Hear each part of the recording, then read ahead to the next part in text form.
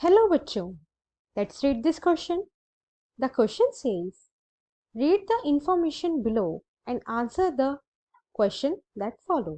हमारा क्वेश्चन एक paragraph based question है जिसमें हमें नीचे दिए गए पैराग्राफ को रीड करना है और उससे रिलेटेड क्वेश्चन का आंसर करना है। आइए अपना पैराग्राफ रीड करते हैं। Union list.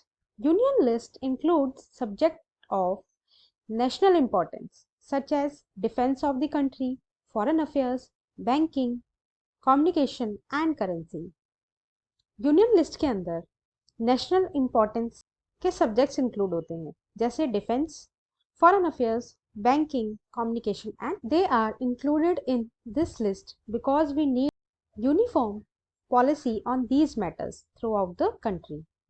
ये सभी सब्जेक्ट्स जो हैं यूनियन लिस्ट के अंदर इंक्लूड किए जाते हैं क्योंकि हमें अपनी थ्रू आउट द कंट्री एक यूनिफॉर्म पॉलिसी बनानी चाहिए जिससे कि एकता बनी रहे पूरी कंट्री में. The union government alone can make laws relating to the subjects mention in the union list. और सिर्फ यूनियन गवर्नमेंट ही लॉज बना सकती है यूनियन लिस्ट के सब्जेक्ट्स के ऊपर.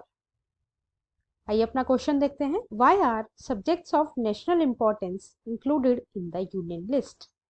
नेशनल इंपॉर्टेंस के सब्जेक्ट्स को यूनियन लिस्ट के अंदर क्यों इंक्लूड किया जाता है? आइए अपना आंसर देखते हैं.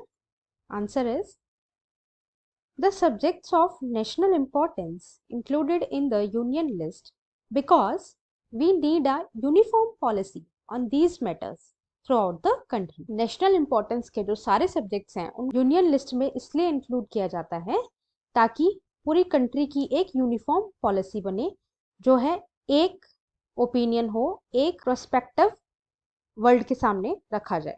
इसलिए जो है नेशनल इंपॉर्टेंस के सब्जेक्ट्स को यूनियन लिस्ट में रखा जाता है. Indian constitution provides for 3 list for distribution of legislative and executive power between the centre and state. Indian constitution में 3 लिस्ट के अंदर पावर का डिस्ट्रीब्यूशन किया गया है लेजिस्लेटिव एंड एग्जीक्यूटिव पावर्स का. किन के बीच में? सेंटर एंड स्टेट्स के बीच में. ये 3 लिस्ट हैं. First the union list, second the state list and third the concurrent list. Right. हमारी जो यूनियन गवर्नमेंट है, सेंट्रल गवर्नमेंट है, उसके पास पावर होती है यूनियन लिस्ट के ऊपर लॉज एंड डिसीजन देने का. I hope you understood. Thank you and best of luck.